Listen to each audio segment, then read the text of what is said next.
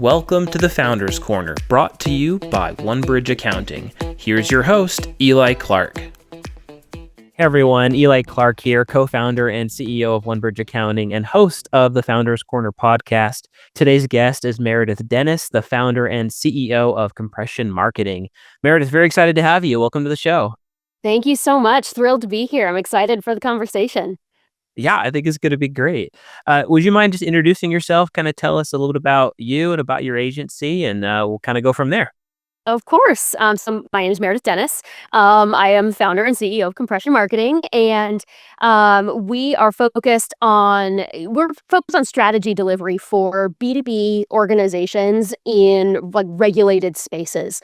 We do a lot of work with healthcare companies, education companies, basically any of those entities where there's a lot of bureaucracy and compliance that we have to deal with, and we work really arm in arm with them to develop growth strategies and go-to-market plans that are really scalable and doable, because we focus in those sort of startup and SMB size organizations, and they always need all the help that they can possibly get in terms of like bringing in resources to the table. So yeah, especially in those heavily regulated spaces, I expect like marketing and sales can be quite a bit different than maybe unregulated industries, right? Yeah, there's always longer sales cycles and things are more in a lot of places things are more complicated, and even in some cases you can't use plain English sometimes. Things that you have to really be thoughtful with your word choice and interesting. promises that you make and that kind of stuff. So yeah, it's interesting for sure. Fun. I mean, that would be an interesting space to be in. I mean, sometimes we have that a little bit on the accounting side with like IRS and how we navigate some of those things, but For sure. probably not as complex as maybe some of the spaces that you work in. But Meredith, tell us a little about kind of your experience and what brought you to where you are today. Yeah, absolutely. I have spent the bulk of my 20 plus year career now in these regulated industries. It's really interesting. I started out in of all things, specialty chemical distribution and sales, and having consultation calls with research chemists and formulators who were creating the next round of your favorite personal care product, whether it was a shampoo or a lotion or what have you, and really helping explain these complex chemical formulas and why they made a product great or how they enabled a label claim or something like that. So that's where my career got started. And over the years, just always sort of flowed in and out of these sort of regulated spaces that have complicated conversations to have with customers. And so over time, I spent time in these fine and specialty chemicals. I worked in some not-for-profit spaces, healthcare not-for-profit. And so again, sort of understanding how to talk about things with the right kind of values and the right kinds of emphasis. And then moved into a lot of work actually in education and, sort of drawing the bridge between educational institutions and student populations, not just your typical sort of incoming freshman, but maybe someone who's considering returning to school or looking to upskill in the workforce. Spent a lot of time there. And all of that combined sort of led to me ultimately starting my own organization several years ago, to be able to really be that strategy anchor for organizations. I was moving up sort of the traditional corporate ladder, and got to a place where I really wanted to be able to make an impact in a different way. And that led me down the path of starting my own company. So. That's awesome. Well, give us a quick rundown of Compression Marketing then, I guess when that started and kind of where it is today. Yeah, absolutely. I think like a lot of founders, and maybe this is unique to marketing, maybe it's not. I spent a lot of time working as a freelancer and moved from freelance work into really contract work where there were much more elaborate deliverables and longer timeframes around the commitments that we were making. And I very quickly got to the point where I needed a structure around me to support not only the work I was doing and the clients that I was supporting, but also just myself and being able to set the right expectations and attract clients the way that I wanted to. I really wanted that to be formalized. And so I struck out as compression marketing officially in January of 2024. And so, in the, I guess now would be almost 2 years since we did that, we have grown exponentially. We've added staff, we've added programs, and it has just been, it's been remarkable to see once you make that decision to go from contract relationships to business owner, Mhm. that's a pivot that really changes how you approach things, and that was very exciting, and I I just there's no way I could go back. It definitely is like taking the leap almost, right? Like going from one phase into the next. But it's so cool being able to do that. For me, being an entrepreneur as well, along with you, like there's a lot of unexpected lessons, a lot of challenging things that come with that. No But it, doubt. wouldn't trade that for anything. Like it's been an amazing experience, for me, and it sounds like for you as well. Um, what are some of the most unexpected things that you've learned, especially as going off and starting your own agency? Oh gosh. Probably a long li we could probably spend a long time talking about that list. Oh yeah, yeah. The the learning is infinite. It never stops.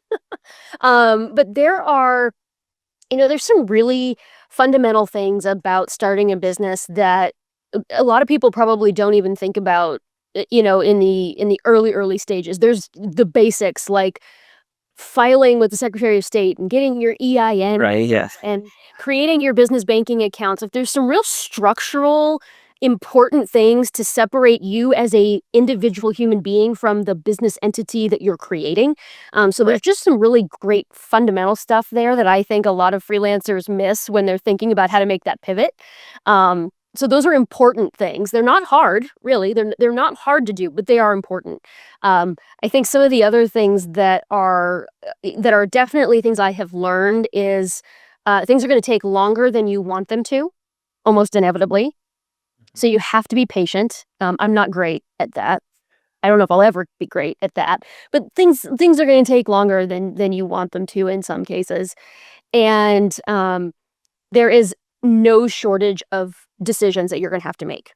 I don't care how big or how small your business is, as the person that's responsible for it and in charge of it, you are only going to have more decisions to make, not less. And the number of things that I have in front of me every day is a never-ending list. It's not daunting, but it just sort of never ends.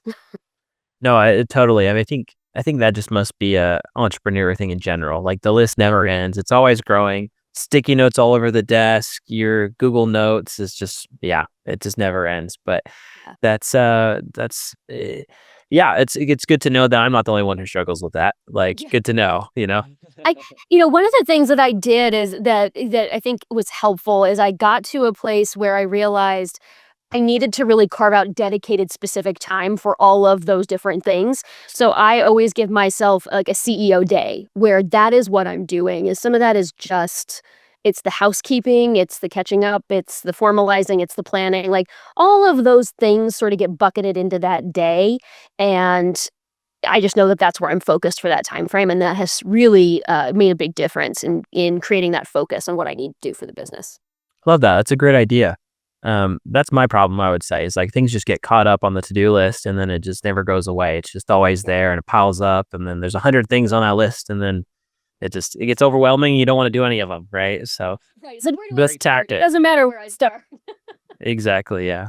Yeah. Well, Meredith, I'm very excited for today's, I guess, main topic discussion. I'm grateful we were able to kind of talk about your experience, and I think there's some great lessons learned, especially as you've kind of made the leap into from freelance into full time business owner. There's a lot of lessons learned there. But I'm very excited for today's discussion, talking about this collaboration between marketing functions and sales functions. And I think there's some fun things we can talk about here, some insightful things for those who are listening today. But let's start off. Give us a high level, just an overview of what are, I guess, traditionally the roles of marketing and the traditional roles of the sales function, and why does it feel like sometimes there isn't always alignment in between those functions? Yeah, I am so excited for this conversation. I this and that is Good. Okay. that's a great question to start it off with. I think, traditionally, historically, if you were to think about like the Mad Men era of advertising, right? Marketing was supposed to go out there and drum up interest and make the brand sound cool. And then it started to evolve into lead acquisition and brand awareness, and still this very like pull mechanism of marketing. We were trying to bring in people that we would then take in this pool and hand off to or send over to a sales department that would be responsible for negotiating and closing the deal, and Right. them getting, all of the recognition and the glory for the business growth and the closed deal. And over time, it has very much evolved into quite a bit more shared ownership and much more collaboration around what it takes to attract the right audience, bring in the right leads, but then also help to facilitate the right kind of sales conversation and bring back knowledge from those discussions that then reinform how you go to market. And so it has become much more cyclical and requires and demands a lot more collaboration to be super effective. What I have historically seen and still experience to this day is sort of there's this common like marketing and sales butting heads, right? It's like, give me more leads, close the leads you have, and that sort of push and pull that Yeah. happens all Yeah. the time. And I'm a big fan of seeing teams that can link, really come together and go, okay, we're going to do this arm in arm. We're going to learn from each other, support each other, and bring our representative benefits to the table, ultimately for the benefit of our team and our organization, but also ideally for ourselves, right? It should make the work a little bit more satisfying, to feel like you have people that are in it with you. There's a lot to unpack there. So I think that gives us a lot to start off with. My first thought, my first question is, where do you think this disharmony or this lack of alignment comes from? Like, is it pride? Like, oh, like we're the ones who own this lead, or like, what do you think that is? Like, if we're trying to get at the root of the problem, where do you think that is? Yeah. Yeah, that's a good question. I don't know that it's pride, that's an interesting way to think about it. Pride of ownership or pride of Which could be a good thing. I'm not saying that's a bad thing, but like, yeah, oh, no, this is not at my all. lead. This is my, Right. this I is got my it. I'm gonna take contact. care of Yeah. it. Yeah. Uh-huh. I think as I think about this in terms of the again, sort of how did we get here? My thought would be oftentimes, historically, marketing is thought of as like the creative brain, right? It's the creative side, it's the warm, fuzzy side, it's the emotional side, and sales is the closer. It's a personality difference, I think, historically, Interesting. that perception is a personality difference, and perhaps a sort of in front of the curtain, behind the curtain, uh, theory where marketing works in the background or behind the scenes and sales is upfront and visible and verbal and out there in the world pounding the pavement, so to speak. I think those are Yeah. some of the ways that you see it play out.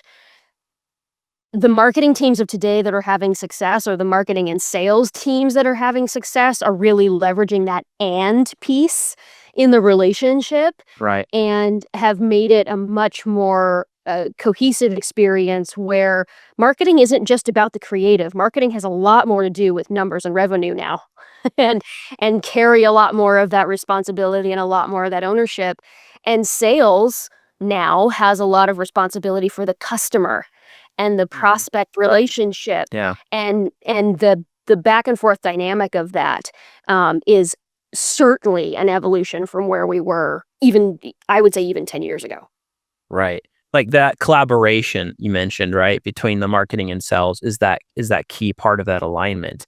In an ideal company that has, I guess, ideal marketing and sales functions, what does that alignment look like as far as how are the teams communicating? What goals are they working towards? Like if we're trying to paint a picture of the dream function, what might that look like for marketing and sales? That's a great question. The dream scenario that we all are sort of chasing, I think, Right. is Yeah.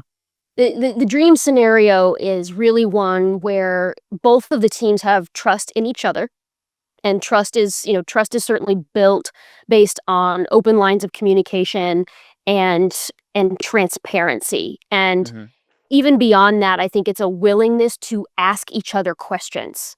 There's a tremendous amount of value in being able to learn from each other or learn from counterparts. And it's historically really difficult to break down those silos, right, between the two groups. So I think those that you see doing it well have those barriers sort of brought down and really do communicate with each other from a space of curiosity and help. Mm, okay. And when they lean in with a curiosity and help attitude, I think that's what sets the marketing and sales functions up for success and collaboration, knowing that each group is bringing their own unique value to the table. So trust is super key as far as I'm a sales rep. I trust the marketing team that they're going to do their job well. Marketing team, I trust the sales reps are going to handle the leads or whoever correctly, right? They're not going to mess that up, right? Trust is super important there. But you also mentioned communication, which I want to dive a little bit deeper into this a little bit. I think that I mean communication is key. I think that's like the thing that we say all the time, right? But how do you create feedback loops, if you will, between marketing and sales? Like, let's get to some tactics a little bit. Like, how do we, you mentioned like, let's be curious about what the marketing team is doing or be curious about the sales team, ask them questions. How do you structure, I guess, that curiosity? How do you structure those feedback loops in between the two teams? Some of the things I've seen work really well are when you foster some sort of like job shadowing experience, perhaps. Oh, okay. I think it's really valuable for people that work in the marketing side of the business to sit in on sales calls and sales conversations and pitches. Hmm. A lot of times, we sort of hear the tongue in cheek, like make the deck look pretty, or can you make me a one pager, right? Coming from sales over to marketing. And the answer to that is yes, but when we're in the room having the hearing firsthand what the sales conversation sounds like, it actually enables a marketing team to produce assets and Right. materials and leave behinds that are much more richly curated for those customer audiences. So that's one thing I think makes a big difference is when there's sort of this job shadow situation because Yeah. it creates a level of understanding and empathy because independently they are both challenging jobs. I mean, neither one of these jobs are up there on the easy scale. Right. Yeah.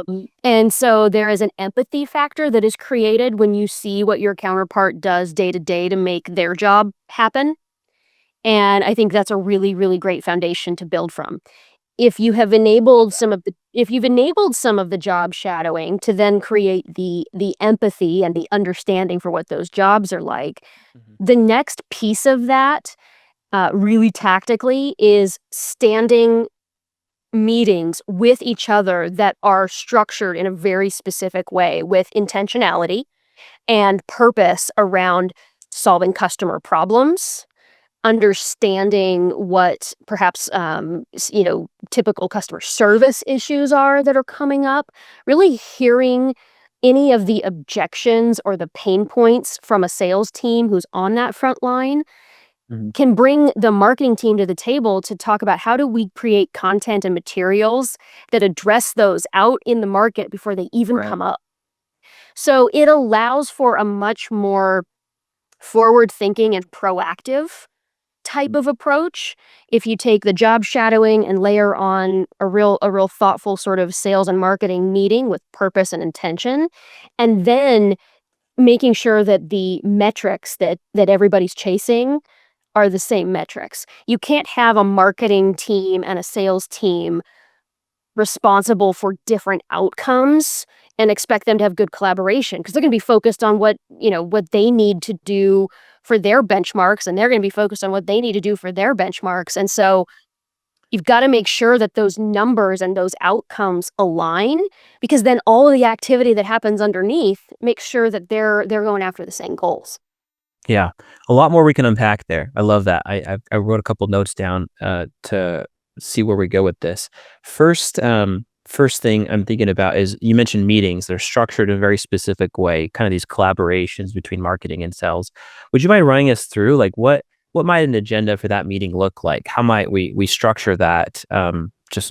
Is that like very specific questions or specific line items? Like, what does that look like? Yeah, those agendas, some of them may be industry specific. So for the purposes of this conversation, I'll use sort of the complex B2B environment. Okay. Yeah. If you're in, if you're in something that is SaaS related, you may have a similar feel to this. But for sort of a complicated marketing and sales organization, that agenda is going to be focused on, where are we to goal? Where are we tracking to goal? Right. Um, and how off track or on track are we? And related to that is going to be who are the top targets or the top potential clients that we're in discussions with or trying to attract to our organization, so that we as a group can take that collective approach to know what are we doing to invest 80% of our effort in 20%, or Right. excuse me, 20% in it, the 80/20 rule, to make sure that all of that attention and focus is in the right place. It's very easy, both as marketing and sales teams, to get lost in the minutia of our like day-to-day work. So this is the opportunity to get refocused on what's really important and make sure that there's no debate about that. And then always talking about the upcoming priorities or the upcoming initiatives. And what I mean by that is, do you have a new product launch or a product improvement that's about to hit the market?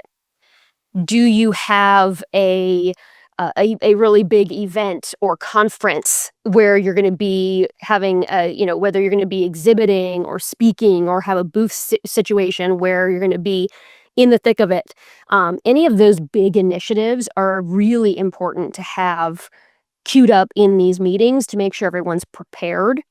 And then the last major thing that I would have on that are any of the sort of longer term strategic goals that are being pursued. So while you may be having this meeting to discuss the very, very important right now issues, it's really important to have that common thread to the bigger picture that's being worked on. And Right. this meeting is often the opportunity to make sure that that's continuing to make progress. How many times have we gotten to the end of a performance review cycle and you've got 30 days left before your review and you're looking at your goal going, oh my gosh, I forgot I was supposed to work on that for the last Right. year. Um, so that's the other piece, is I always want to make sure that the vision and the long-term emphasis does not get lost in all of the day-to-day work. I love that. I love that structure for that meeting because it gives you very purposeful alignment as far as like these are the things we need to talk about, and it's all baked in with this beautiful strategy of getting to where we're trying to go as a team, right? Both marketing and sales. The other thing you mentioned before is you were talking about outcomes and metrics. What metrics should sales and marketing be looking at together so that they're aligned, right? So they don't have misaligned metrics. What do you see Right. as kind of the top metrics? Yeah, so people aren't looking at, A, B, and C, and these people are looking at C, D, and E, and, making sure that those are all on the same page. Gosh, there are a lot of metrics that somebody could look at. I'm gonna look to my right here, and I'm gonna pull up a specific example, so that I can run Please, down yeah. actual names of numbers here. Um, let's see. Okay, so when you think about aligning your KPIs, goals, Right. objectives, metrics, KPIs, the the really important numbers for marketing are often going to be lead. uh, Right. they're going to be um, MQL is a term you'll hear, marketing qualified Right. lead. There's a lot of debate in the industry right now if that continues to be a valuable metric or a valuable term, but marketing Right. now and probably for a while is going to care about MQLs. Sales is going to care about SQLs. Right. But the shared numbers, I think, have to be revenue. They have to both have ownership stake in revenue. And they both have to have an ownership stake in quality, right? That way we don't have a an overly saturated lead pool of the wrong people, right? Again, if we're Right. focused on quality, it means that the marketing team is keyed in on getting the right kind of people in the door instead of just any old person, right? Right. They're not doing a spray and pray approach. They're doing a real laser focused type of Focused. approach.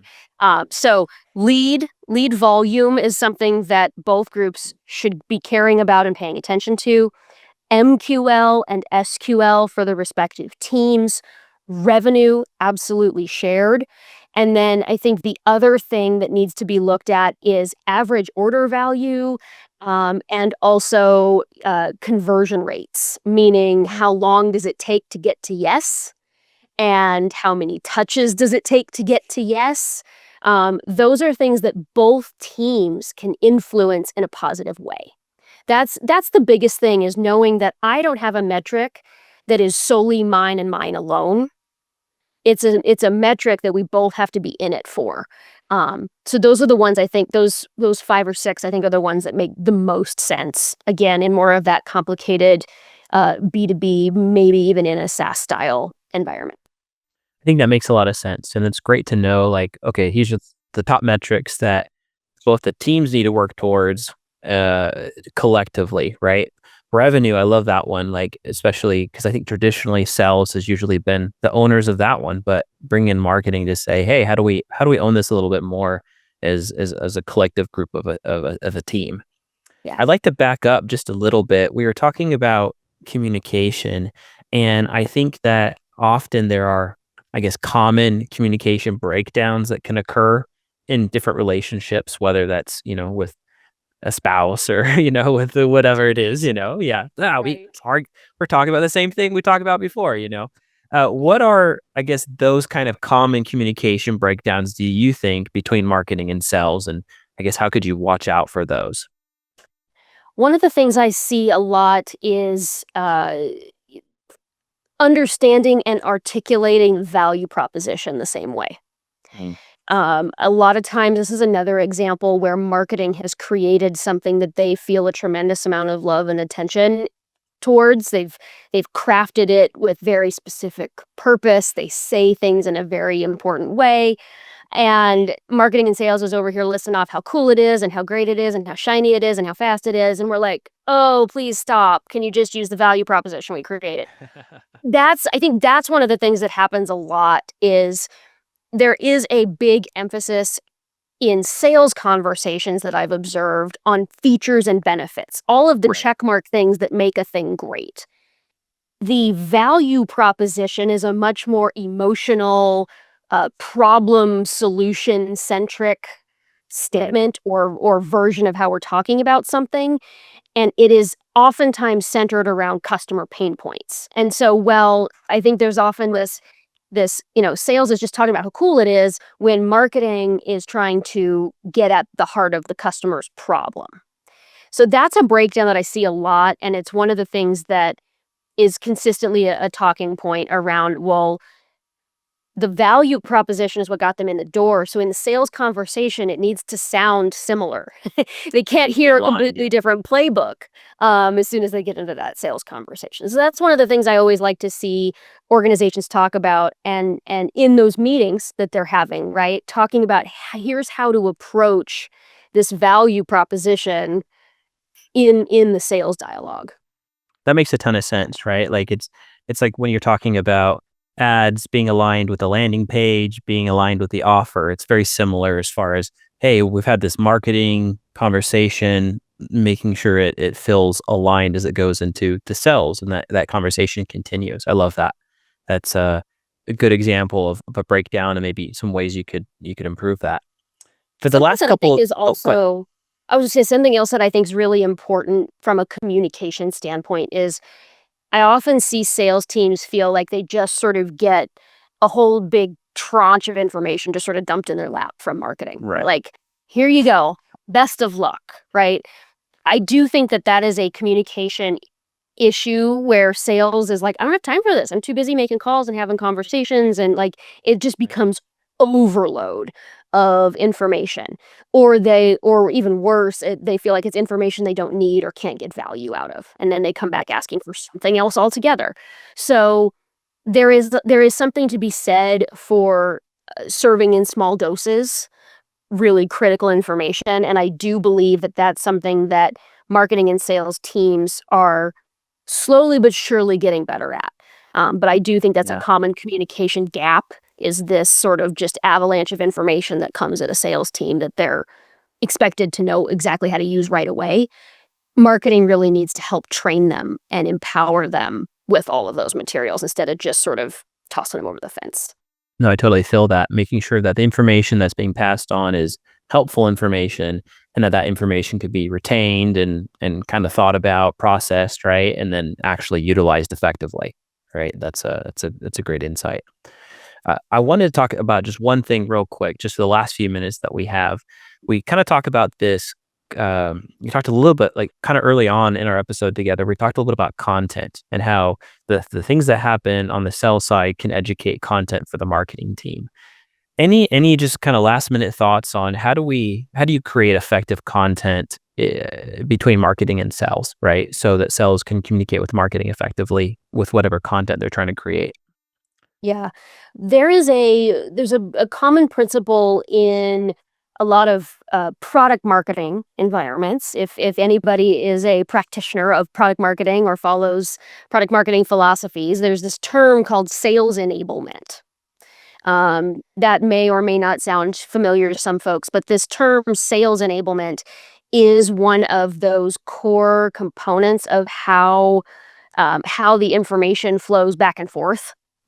And to the question about what information should be flowing, a lot of times it is those, and that's where marketing is actually going to get a lot of their testimonials and success stories Right.